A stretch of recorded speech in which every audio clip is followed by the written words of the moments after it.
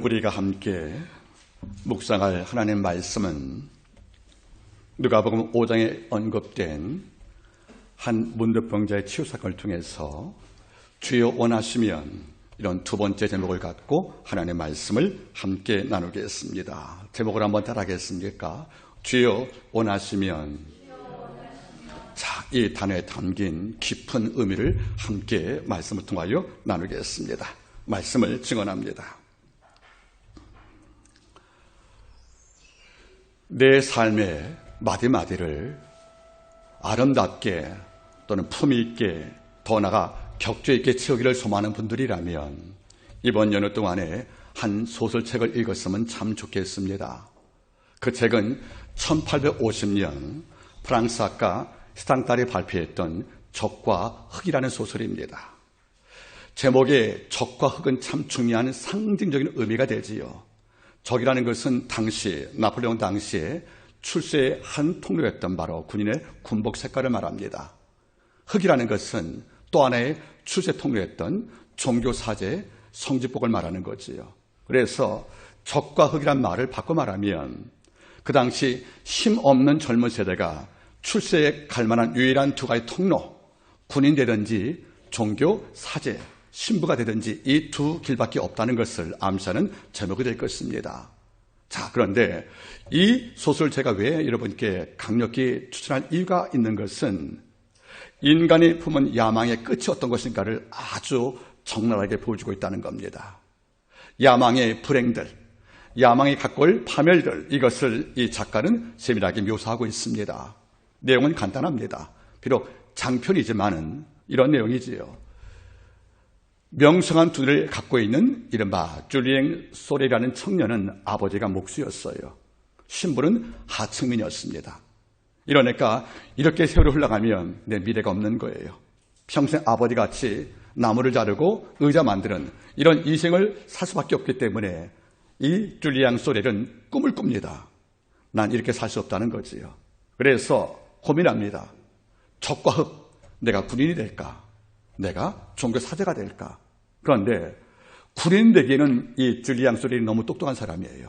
이게 마음에 안 차는 겁니다. 또 종교 사제 목회자가 되기에는 너무 야망이 큰 거예요. 두 길도 안 맞을 때 줄리앙 소레는 제3의 길을 선택합니다.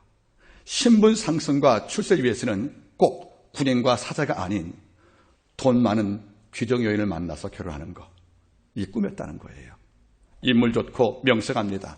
그래서 실력을 기반 삼아서 어디에 가냐면 당시 도시 시장이었던 레날 시장의 집에 가정교사로 취업을 하게 되는 거예요.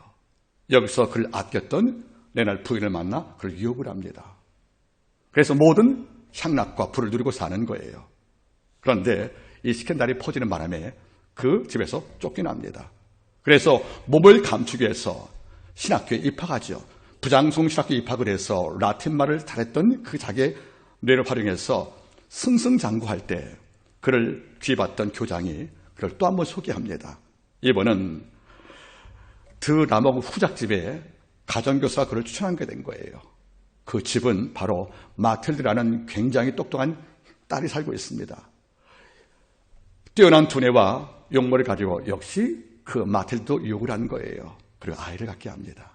할 수 없이 결혼을 할 수밖에 없죠, 여러분들. 그 드라물 후작은 기분 나빴지만은 딸의 몸속에 아이가 있음을 알기에 결혼을 허락하는 그 순간에 후작한테 한 편지가 도착합니다. 그것은 바로 저번에 만난 여인, 레날 부인이 그 고통을 안고 있다가 신부에게 상의하고 나서 내린 결론, 줄리앙 소렐의 모든 범죄 사실을 편지에 써서 후작에게 보낸 거예요. 이걸 읽었던 후작은 내 딸을 줄 수가 없지 않겠습니까? 결국 결혼이 파기가 됩니다. 이러니 막 다가온 미래의 꿈이 다 파산된 이유가 바로 레날 부인에게 있음을 알기 때문에 줄리앙은 화가 난 거예요. 그래서 총을 준비해서 성당을 찾아갑니다. 거기서 기도하는 레날 부인을 총으로 발사한 거예요. 다행히 목숨은 걸렸지만은 이게 사회 이슈가 되었습니다. 감히 평민이 귀족을 살해하는 것인가? 이걸로 사형 언도를 받게 되는 거예요. 사형장에서 그는 쓸쓸히 죽어갑니다.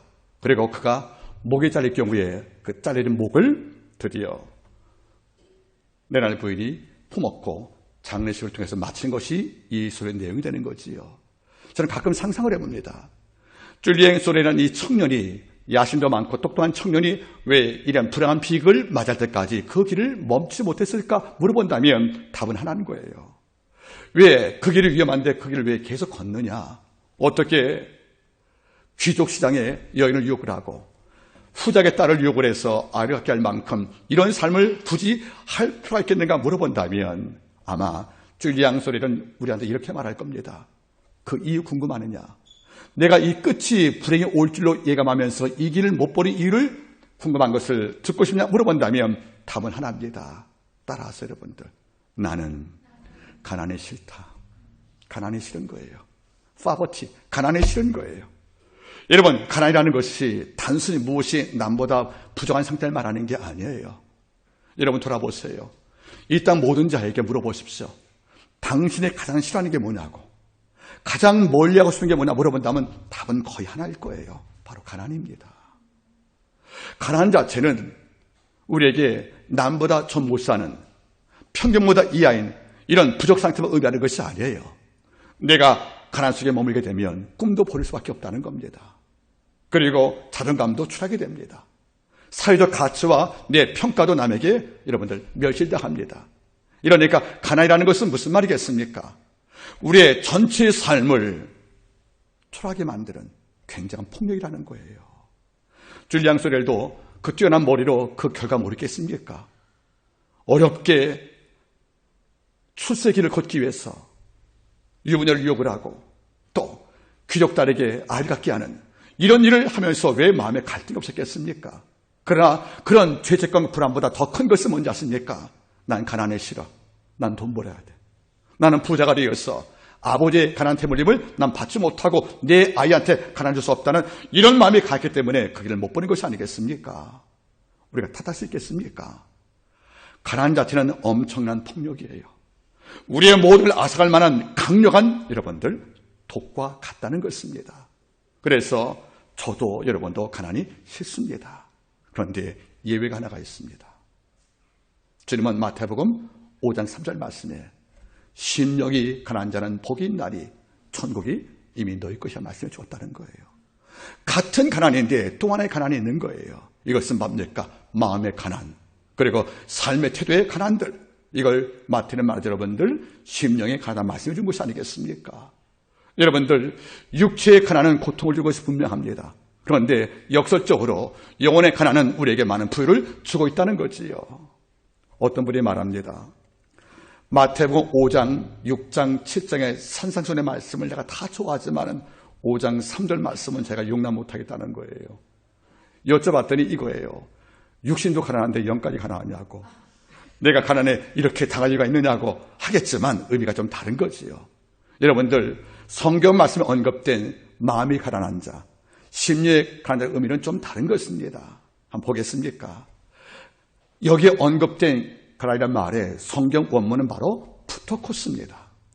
푸토코스라는 그 헬라어는 어떤 말이냐면 누가복음 16장 여러분들 언급된 나사로 있죠. 거짓 나사로. 그 앞에 거짓한 말이 푸토코스란 뜻이에요. 그러니까 마음이, 심령이 거지와 같은 자 이런 말이거든요. 그럼 이게 무슨 말인 거예요? 여러분 거지는 푸토코스란 말 뜻은 의미가 뭔지 아십니까? 절대 빈곤 또는 극빈하다 이런 말이에요. 여러분들 하루에 일해서 생존 가능한 일월 노동자를 말하는 게 아니에요. 일용 노동자에게 구걸해서 먹고 사는 것이 바로 푸토코스입니다.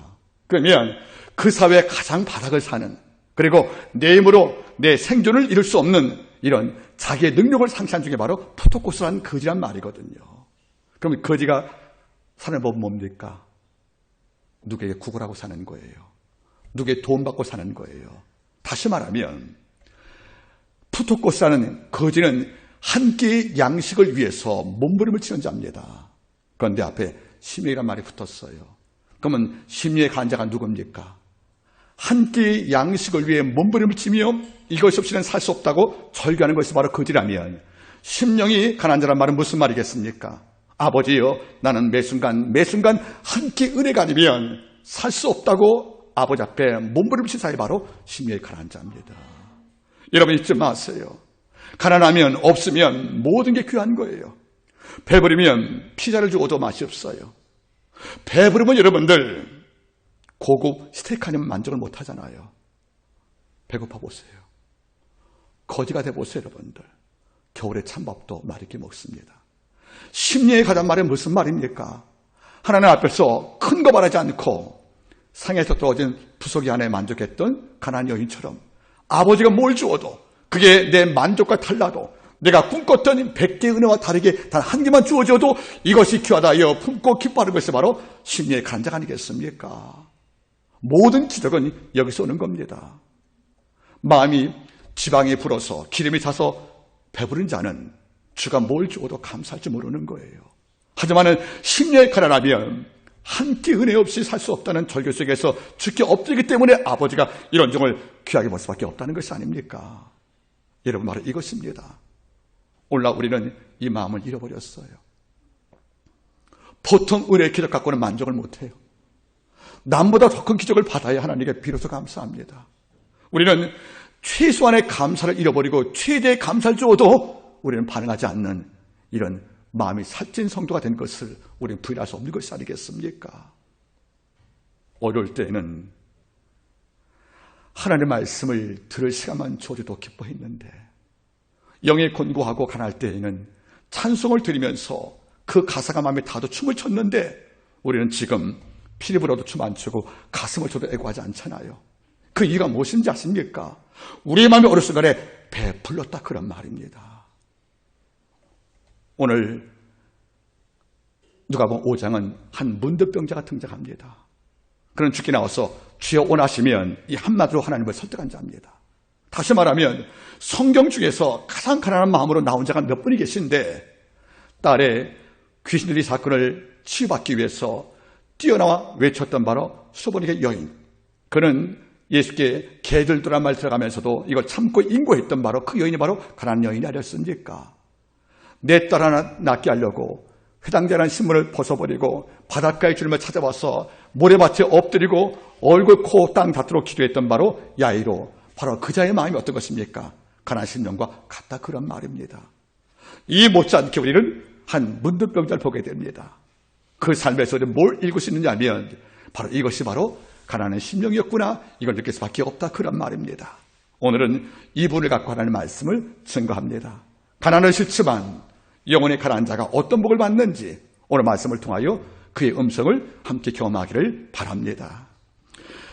문득병자가 낳은 이 사건은 마태복음 8장도 기록되어 있고요, 마가복음 1장도 기록되어 있고 누가복음 5장도 기록된 사건이에요. 바꿔 말하면 오병이어 사건과 함께 복음서에 동시에 기록한 사건 중에 하나가 됩니다.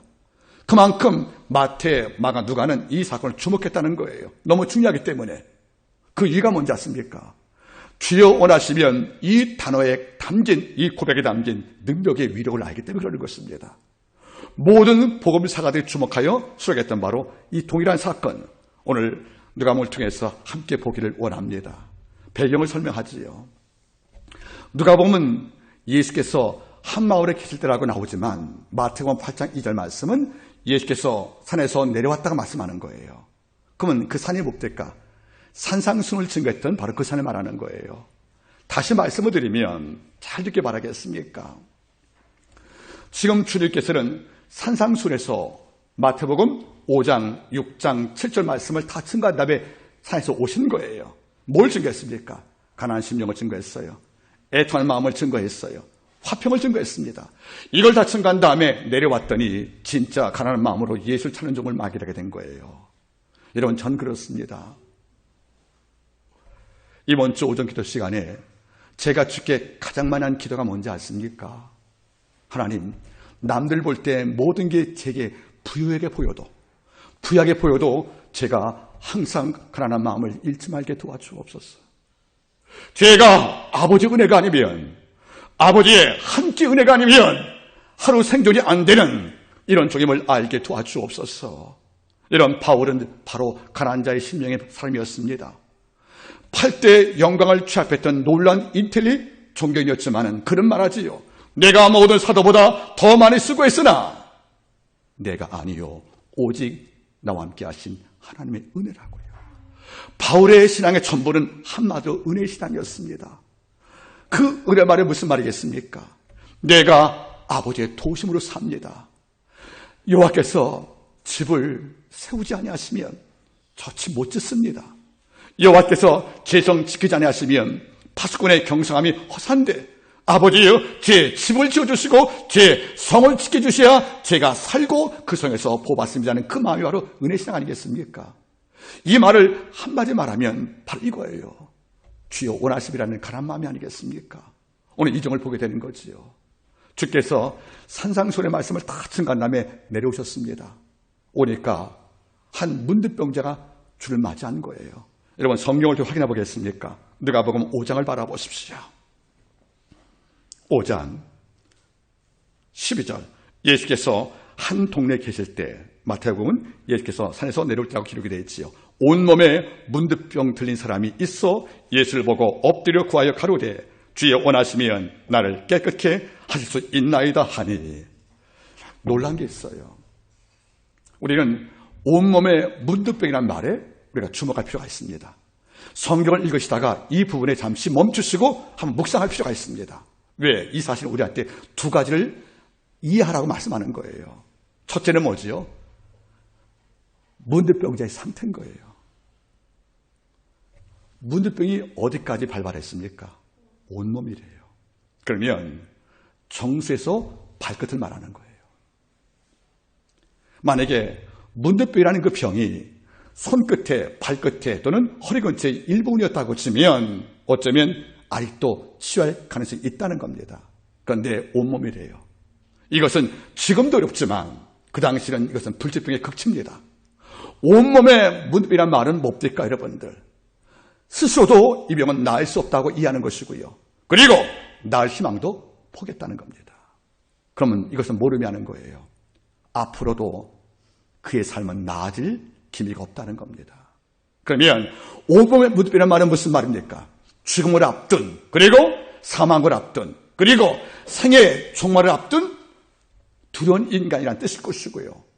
온몸에 문득병이라는 말 뜻은 치유가 불가하기 때문에 미래의 꿈과 희망을 접고 사는 이른바 사스나 종과 다름이 없는 이런 인생을 살고 있다는 거 아니겠습니까? 그는 다른 방법이 없다고 생각을 한 거예요. 다른 의사가 내 몸을 만지어서 나의 희망이 없다고 생각을 한 거예요. 그래서 그는 주님을 기다리고 있었다는 겁니다.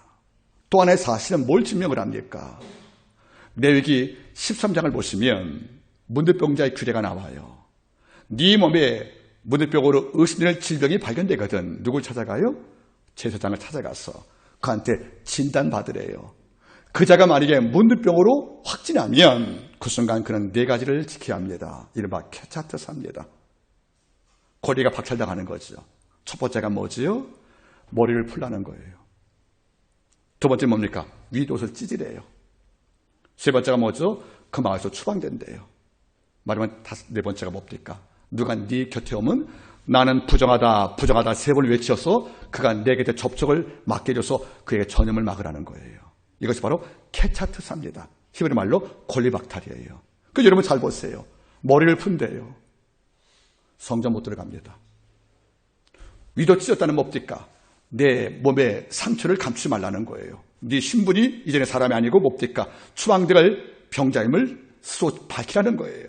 또 마을에서 추방될 때 뭐죠? 공동생활을 하지 못한다는 것이니까 가족도 다 버릴 수밖에 없다는 거예요. 혼자가 되는 겁니다. 거기다가 산에 동굴에 갇혀 있다가 겨울 되면 또 여름 되면 나그네가 동굴에 음식을 던지면 이걸 먹고 사는 거예요. 근데 겨울 되면 여러분들 먹을 게 없잖아요. 이런 데가 사람이 오면은 반가울 텐데 인사도 금지가 된 겁니다. 뭔지 아십니까 여러분들?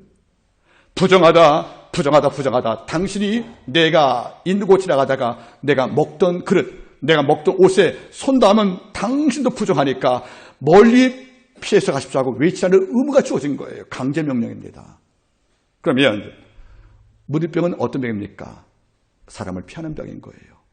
성전을 갈 수 없는 병인데 지금 주님을 찾아왔다는 거 보세요. 더구나 마을에 왔대요. 법을 어긴 겁니다. 어찌 보면 이런 자를 그 당시 관례상으로는 돌로 쳐서 투석 살해를 했습니다. 그러면 이분은 어떤 분이에요? 비록 이름은 언급이 안 됐지만 내가 온몸에 문둥병인데 예수를 만나서 도움을 구하다가 돌로 맞아 죽든 병으로 죽든 별 차이가 없다는 거예요. 이른바 목숨을 건 겁니다. 이게 바로 올인이에요. 전부를 건 겁니다. 여러분 잘 보세요.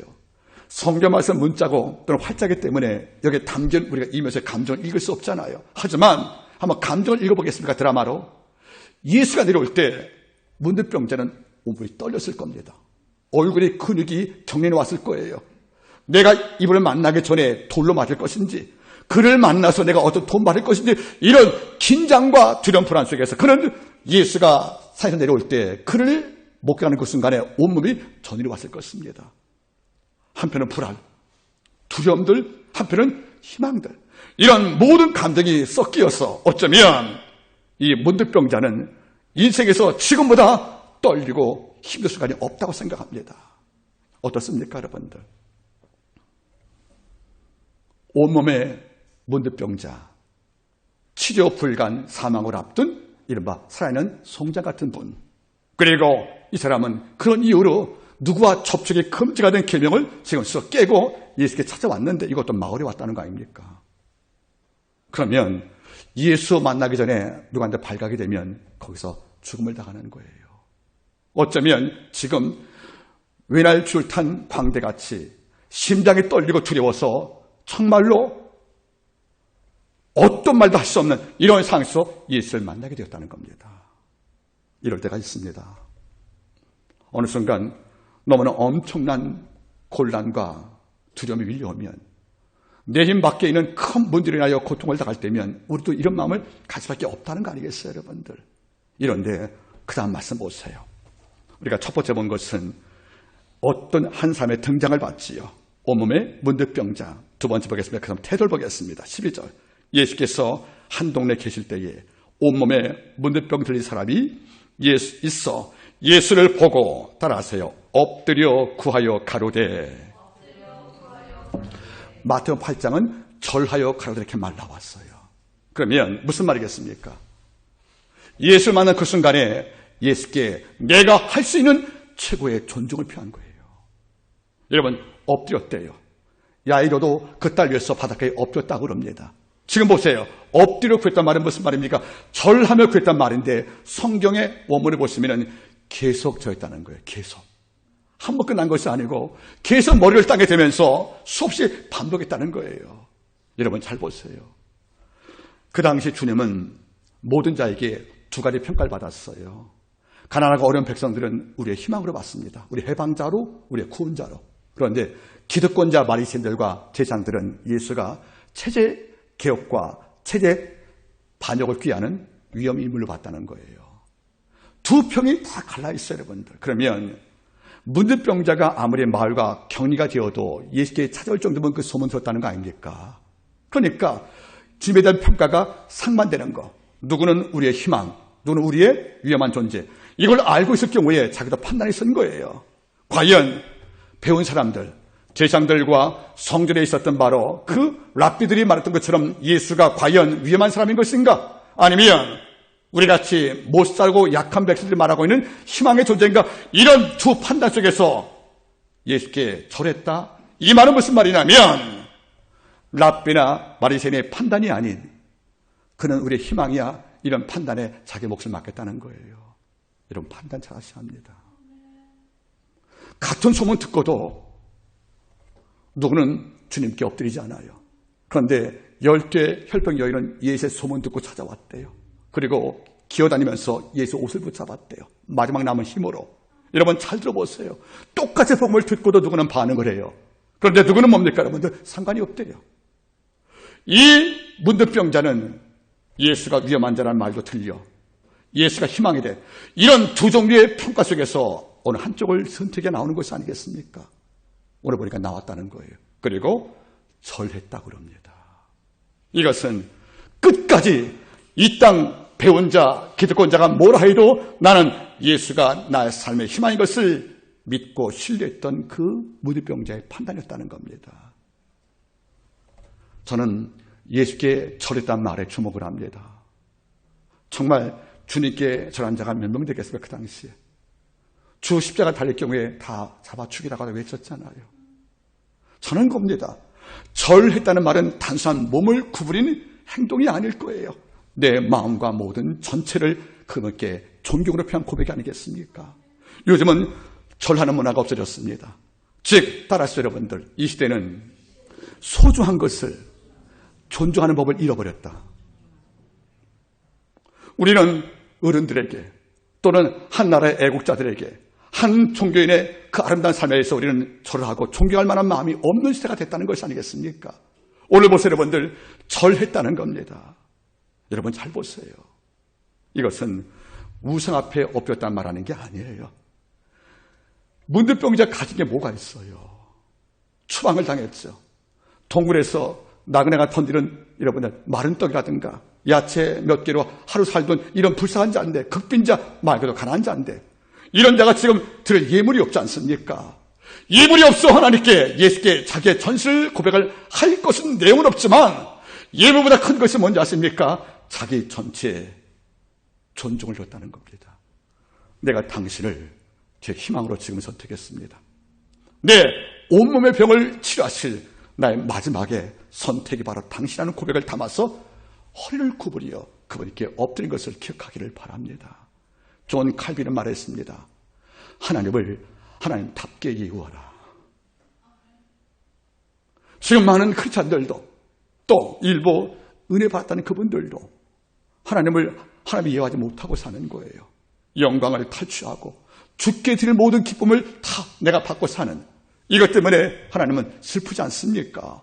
여러분, 하나님께서 외롭지 않기를 바랍니다. 여러분, 가끔 제가 말하지요. 좋은 일 생길 때 고마운 사람 3명을 생각하라고요. 좋은 일 생길 때 혼자 좀 하지 말고요. 내가 능력으로 얻은 복이니까 잔치하겠어 이러지 말고요. 아브라함이 조카 롯이 끌려갈 때 300명 이상의 사병을 데려가서 그를 데려왔지 않습니까? 그때 수도왕을 만났지만 또 누굴 만나요? 멜기세덱 왕을 만날 때 그 왕이 뭐 했습니까? 잔치 대신 뭘 준비한 거예요? 떡과 포도 준비했대요. 성찬식입니다. 전쟁을 이긴 다음에 연회에 가서 자기 승리를 만끽하는 도취하는 아브라함을 아버지가 기뻐하지 않기 때문에 멜기세덱이 뭡니까? 떡과 포도를 통해서 하는 말이 뭐죠? 네 대적을 내 손에 붙이신 여호와를 찬미하라고요. 하나님 기억하라는 것이 아니겠습니까? 우리가 좋은 일 생기면 혼자 잔치하고 내 기념비 세는 사울처럼 나를 과시할 게 아니라 떡과 포도주 앞에서 대적을 붙여 승리를 안기는 여호와를 찬미하면서 그분께 엎드려 절하는 것이 필요한데 우리는 이것을 잃어버렸다는 겁니다. 좋은 일 생기면 제일 먼저 하나님께 찬양하는 겁니다. 한나처럼 내 마음이 여호와를 인하여 즐거워하게 되었습니다. 내 뿔이 여호와를 인하여 높아지게 되었습니다 하고 하나님께 엎드려 절하는 이런 경배가 필요할 때 그 다음 승리도 우리에게 예정이 된 겁니다. 이분은 예수께 절했답니다. 슬픈 이야기 있지 않습니까? 미국 플로리다주에 큰 홍수가 나서 강에 범람을 했답니다. 우리와 똑같은 119 대원이 가서 42명을 건져냈대요. 표류하는 도시인들을. 근데 이 가운데 한 명만 커피 사왔답니다. 감사하다고. 따라하세요. 9은 어디 있느냐. 10명 다 치유받았잖아요. 근데 9명은 어디 갔어요? 예수께 안 왔지 않습니까? 그런데 한 명은 사마리아 사람은 예수께 와서 발 앞에 절하여 가로대하고 기뻐하잖아요. 우리가 좋은 일 생기면 세 가지는 바라지 않습니다. 하나님은 기억을 해야지요. 그래서 그분께 엎드려 절하면서 감사 참여하는 것이 한나요. 돌아왔던 사마리아 문득병자요. 바로 오늘 나오는 누굽니까, 여러분들? 바로 이 환자 아니겠습니까? 주님은 이걸 지켜본 거예요. 가끔 제가 느껴보거든요. 몸이 깊게 아프면 정신도 여러분들 황폐해집니다. 몸만 장애가 아니고 정신도 장애가 되더라고요. 그래서 여러분들 몸이 불구라든가 또 깊은 병에 앓는 분들은 성격이 깨져서 날카로워지고 좀 사납더라고요, 여러분들. 근데 저는 가끔 느끼잖아요. 몸 망가지어도 정신은 망가지면 안 됩니다. 이게 뭐세요? 온몸에 문득병자 될 정도면 병 오래 하라는 거잖아요. 이런데 이분 바라보세요. 감사할 줄 알잖아요. 정신만큼은 육체같이 안 망가지려고 자기를 지켜왔다는 거예요. 그래서 도움을 구할 때 먼저 깊이 절하고 예수께 존중을 표하는 이런 사람의 도를 갖고 있다는 것이 아니겠습니까? 제가 가끔 말씀드리지 않겠습니까? 따라하세요. 사람으로 태어났으면 짐승이 아닌 사람으로 죽어야 된다. 고마움도 모르고 감사에 대한 절도 모르는 사람이 있다면 이것은 여러분 사람이 아닐지 모르겠습니다. 그 온몸에 문득병을 앓을 만큼 정신이 깨렸지만 이 사람이 뭘 지켜왔냐면 고마울 때 고마울 줄 알고 도움 필요할 때 잘할 줄 알고 그리고 귀한 것을 귀여울 줄 아는 이런 마음을 지켜왔기 때문에 그는 예수께 앞에서 엎드려 절할 수 있다는 것이 나온 것이 아니겠습니까? 주님은 이것을 주목했습니다. 이 사람 됐다는 거죠. 이런 정도면 기적을 받을, 기적의 수혜자가 될 만한 자격이 있다는 것이 아니겠습니까? 이런데 그 다음에 이분이 이렇게 말씀합니다.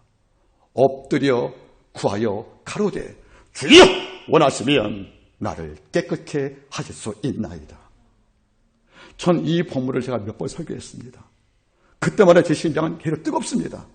주여 원하시면 이게 없어도 말이 돼요. 나 좀 깨끗게 도와주세요 해도 충분히 자기의 진심이 전달이 됩니다. 이런데 앞에 뭘 달았습니까? 주여 원하시면. 이 단어를 읽을 때마다 저는 두 가지로 해석한다고 제가 말씀을 드렸지요. 주여 원하시면 이 말은 의미가 두 가지일 거예요. 물론 둘 다 허락이 될 겁니다. 하나를 보죠, 여러분들. 따라하세요. 확신의 고백. 당신이 원하시면 내 몸 정도야 온몸이 무병되어도 충분히 깨끗하지는 확신에서 온 거예요. 컨피던스에서. 여러분 잘 보세요. 주여 원하시면 이게 간단한 문자 같지만 이 세계 무슨 말인지 아십니까? 당신의 창조주인데 그리고 당신 하나님의 아들인데 그리고 당신이 우리를 지으신 하나님의 아들인데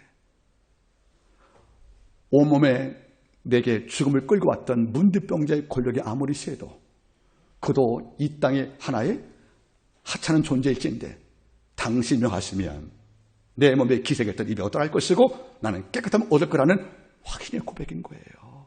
여러분 잘 보세요. 기도한다는 것은 뭡니까? 그분께 전부를 걸었다는 그리고 그분께 답을 구하겠다는 그리고 그분께 내 전체를 맡겼다는 위임식이잖아요. 주여 원하시면 이 말씀에 이게 담겨 있다는 겁니다. 성경은 기도 가운데 제일 중요한 것이 확실하고 말합니다. 우리가 아는 말씀 있지 않습니까, 여러분들? 야고보서 1장 6절 말씀일 거예요. 오직 믿음으로 구하고, 이게 확신인 겁니다. 오직 믿음으로 구하고 조금도 의심하지 말라. 의심하는 자는 마치 바람 물결에 요동하는 바람 물결 같으니 바람에 요동하는 바다 물결 같으니 이런 사람은 무엇이든지 죽게 얻기를 생각지 말라. 여러분 잘 들어보세요. 믿음과 의심이 한 문장에 동시에 있어요. 둘이 싸운다는 거예요. 다시 보십시오. 오직 믿음으로 구하고 조금도 의심하지 말라.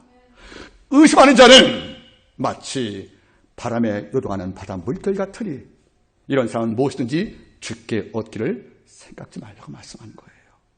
주여 원하시면 내 가정 치유됩니다. 주여 원하시면 내 몸 안에 기생했던 모든 질병이 추방됩니다. 주가 원하시면 내 미래의 두려움이 다 거치어서 해밀 비오는 해같이 맑게 떠올라 내 삶을 채울 걸로 저는 확신한다는 말을 이 속에 담겨 있다는 거예요. 마가복음 11장 23절 말씀도 같은 말씀일 거예요. 내가 진실로 너에게 이르노니 내가 이 산도로 들려 바다에 던지우라 하고 이 말이 이럴 줄 믿고 마음에 의심하지 않으면 그대로 되리라. 우리가 만드는 게 아니에요. 의심하지 않으면 무슨 말이에요? 확신을 가지면. 여러분 기도할 때 확신 갖고 기도하십니까? 다시 말하겠습니다. 기도한 이후에 다시 의심하지 마세요. 다시 불안하지 마세요, 여러분들. 그러면 기도하는 것과 다른 바 없다는 거예요. 이분이 보세요. 주여 원하시면 자기는 확신한다는 거예요. 당신이 원하는데 이 땅의 모든 피조물과 모든 것들이 복종 안 하겠습니까? 이런 창조물이 있다는 거 아니겠습니까? 그런데 이것만이 아닐 거예요. 두 번째 해석도 가능합니다. 이것은 겸손입니다. 주가 원하시어야 제병 낫습니다. 근데 저는 당신께 은총을 받을 자격이 있는지 모르겠습니다. 제가 당신께 은총을 받을 자격이 된 걸로 주께서 인정해 주셔야만 가능하다는 겸손 고백이에요. 당신이 나를 깨끗게 하실 마음이 있어야만 내 병이 난다는 거 아니겠습니까? 여러분, 이거 정말 중요한 문제예요. 우리는 기도할 때 마치 하나님께 꼬린 돈 받듯이 청구한다. 어떤 분 이런 기도 됐대요. 이번 주까지 기도 응답되지 않으면 저 예수 안 믿어, 이런 분도 있대요. 이거 협박이 되는 순간입니다. 그래서 이러지 말라는 거예요. 우리가 기도할 때 왜 손 들고 기도합니까? 왜 무릎을 쪼아립니까? 그것은 겸손의 고백이라는 거예요. 이 땅에서 기도 응답의 가장 강력한 통로는 두 가지입니다. 확신과 겸손이에요. 그런데 겸손 기도가 우리 극히 드물다는 것을 인정할 수밖에 없다는 거예요. 주님, 당신이 원하셔야 제 병 낫습니다. 내가 아무리 1000번만 기도해도 당신이 원치 않으면 제 병은 그냥 남습니다. 이 속에서 하나님께 자비를 구하는, 하나님께 도움을 구하는 낮은 모습에 그 겸손이 이 속에 포함되어 있다는 것이 아니겠습니까? 저는 거기도 두 가지 요소가 함께 있기를 바랍니다. 좀 이것을 지켜보신 거예요. 너무도 갸륵하신 거예요. 너무도 특별한 거 아니겠습니까, 여러분들? 그래서 저는 이렇게 반응하십니다. 누가복음 5장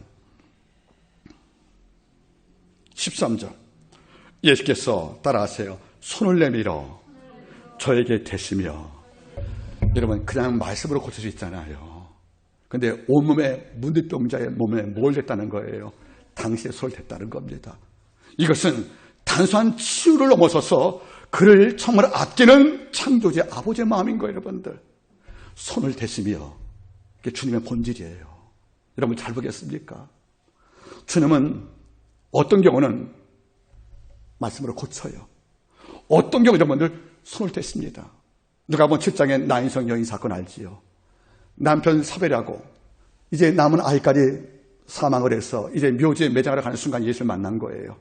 그때 주가 말씀했습니다. 주께서 그 여인을 보시고 마음속에 불쌍히 여기사 울지 말라 하시고 그 관에 손을 대시니. 죽은 자의 시신을 담은 관은 손대면 안 되잖아요. 부정한 것이니까 구약 계명상으로 일주일간 아무것도 못하는 거예요. 부정의 치유 기간이니까. 그러면 이것만이 아닐 거예요, 여러분들. 마태복음 여러분들 10장 이하고 있으면 두 소경 나올 때도 주는 말씀하십니다. 예수께서 묻되 내가 무엇을 해주기를 원하냐 하되 저희가 보기를 원한다 할 때 주께서 저희 눈에 손을 대시고. 여러분 잘 보세요. 진정한 사랑은 손을 대는 거예요. 그러면 모든 자는 그 무드병자를 손을 댑니까? 돌로 치려고 그랬죠. 내가 왜 마을에 들어왔느냐고. 손 대면 안 되는 거예요, 여러분들. 왜? 불가촉 천민. 만져봐도 내가 천민 되는 거야. 그럼 무슨 병이니까. 이런데 주께서 손 댔다고 그럽니다. 기독교는 손을 대는 종교입니다. 모두가 손을 감추고 내 손 들어질까봐 장갑을 끼고 이럴 때에도 우리가 손을 댄다는 말은 무슨 말이에요? 그의 아픔을 똑같이 공감하고 치료하고자 하는 우리의 마음이 있는 것이 아니겠습니까? 바리새인들은 이렇게 쓸 거예요. 이분을 봤을 경우에 너 감히 어디로 왔느냐고. 너 계명 어겼어? 내치든지 돌로 치든지 추방시켰을 것입니다. 주님은 손 내밀었답니다. 여러분 잘 보세요. 우리 손 내밀고 있어요. 그 누구의 불행 앞에서. 저는 가끔 말합니다. 하나님께 기도하고 엎드릴 때마다 이런 묵상이 떠올라요. 여러분 잘 듣기 바라겠습니까? 따라하세요, 여러분들.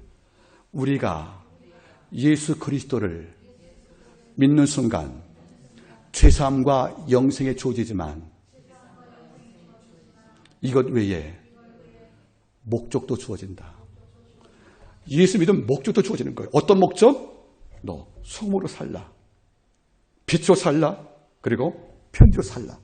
우리가 예수 믿으면 구원만 주어지는 것이 아니에요. 목적이 주어집니다. 새로운 삶에 대한 목적, 여러분들. 그래서 뭔지 아십니까?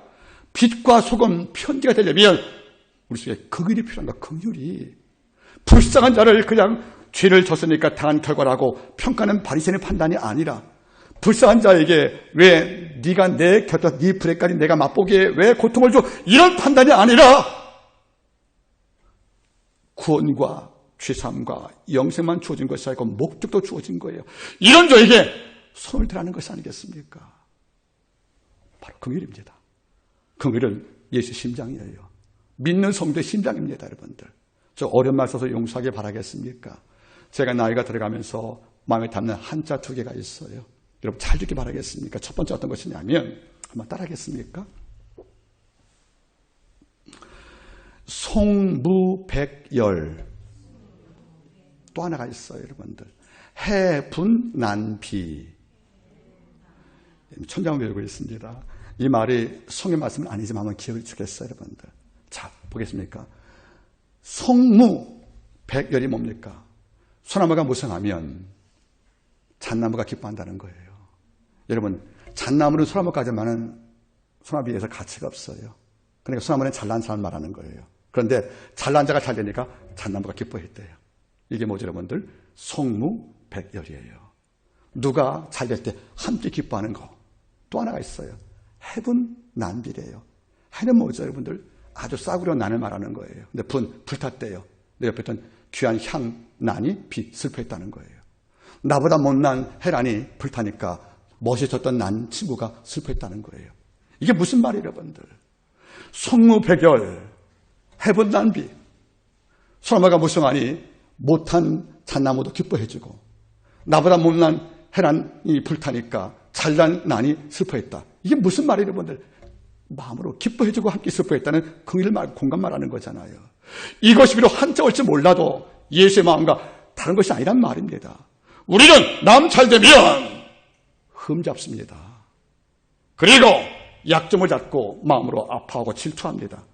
그리고 남 못되면 이게 그냥 승리 마음으로 여러분들 득세하고 있습니다. 그런데 이러니까 우리는 손을 대고 잡을 마음이 없다는 거예요.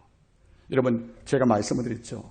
이 땅에서 제일 넘기 어려운 산은 큰 산이 아니고 자기라는 산이에요.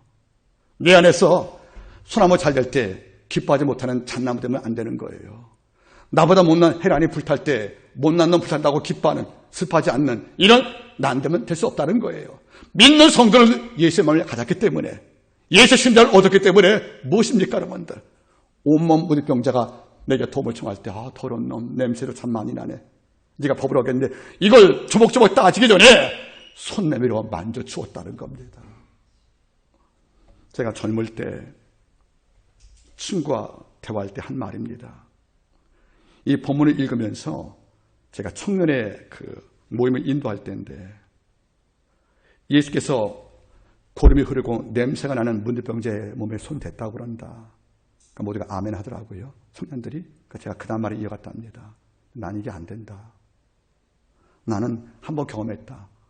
문둥병자로 밥 먹을 기회가 있었습니다. 근데 앞에 찌개가 있었어요. 걔가 찌개에다 써놓고 그걸 떠먹는데 그 찌개에다 제가 제 수에 못 넣겠더라고요. 순간 제가 뭘 느꼈냐면, 내가 이 본문을 갖고 수업 설교했는데 문둥병자 같은 사람과 밥 먹을 때 그자가 숯을 갖고 그 냄비에다가 두부를 뜰 때 나는 그 냄비에다가 내 손을 못 닦겠다는 거예요. 불안해서, 무서워서.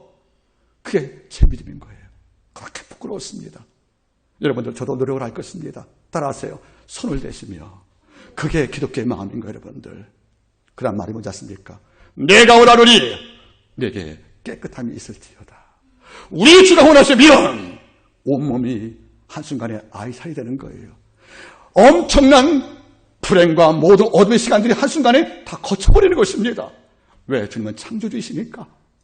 여러분 따라하세요. 내가 원하노니. 이런 답을 주 이름으로부터 끌어내라는 겁니다.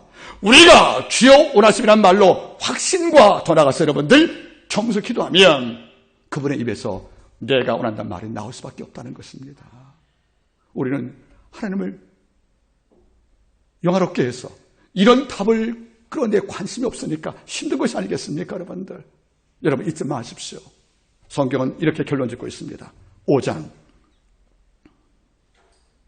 13절 예수께서 손을 내밀어 저에게 대시며 가사대 내가 원하노니 깨끗함을 받으라 하신데 문둥병이 곧 떠나니라. 예, 떠난다는 말이 무슨 말인지 아십니까, 여러분들? 전쟁 용어예요. 전쟁의 진자가 전쟁 때 필요했던 빵, 굴량미, 무기, 말 다 놓고 도망쳤다는 겁니다. 직역을 하면 문둥병이 곧 도망치더란 말이에요. 여러분 잘 보세요. 주께서 이루시는 치유 사건들, 기적들은 이렇게 상쾌하고 완쾌합니다, 여러분들. 저는 지금도 우리의 온 삶을 괴롭히는 여러분 안에 고통덩어리가 뭔지 제가 다 이해는 못합니다. 그러나 우리에게 설명이 안 될 만큼 복잡해서 내 온몸 대신 온 삶을 아프게 하고 괴로웠던 이런 정체는 제가 다 이해를 못해도 치료의 원리를 알고 있습니다. 죽게 나와 엎드리십시오. 그리고 최고의 존중을 표하시고 확신과 겸손 기도가 하나님께 나와야 됩니다. 이후에 주는 말씀하실 것입니다. 우리의 전체 부정한 삶을, 깨져버린 삶을, 무너진 삶을 다 품듯이 끌어안으시면서 내가 원하노니 이제 눈물 그치라고, 내가 원하노니 네 질병의 행군을 멈추게 하라고. 그래서 그 결과 창조의 음성이 발성되며 문병이 도망을 치는 이런 기적이 우리 가운데 나올 수밖에 없다, 그런 말입니다. 오늘 본문의 마지막을 제가 짓기를 원합니다. 가난보다 힘든 것은 없어요. 돈이 없다는 것보다 괴로운 것이 없어요. 그럼에도 가난이란 말이 유일하게 허락받는 것이 한 곳이 있습니다. 심령의 가난한 자입니다. 푸토코스, 거지가 한 끼 양식에 절규하듯이 심령의 가난한 백성은 한 끼 은혜에 자기 전부를 거는 자입니다. 이것이 못 산다고. 그래서 이 오늘 봅니다. 오늘 문득병자가 바로 한 끼 은혜, 한 줌의 은혜의 인생을 걸었던 바로 가난한 심령으로 예수님을 설득을 했고 그 결과 치유받고 돌아갔다는 말씀이 오늘 주제가 되는 것입니다. 이번 주간 동안에 여러분들 주여 원하시면 이 우리말로 6자입니다. 이 황금의 성령의 언어가 우리 배에서 발성이 되어서 하나님을 통하여 내 삶의 멍든 모든 부분이 치유받기를 바라는 것이고 내 삶을 추락시켰던 모든 불안에서 우리가 회복되기를 주의 이름으로 함께 축복합니다. 기도하기 바랍니다.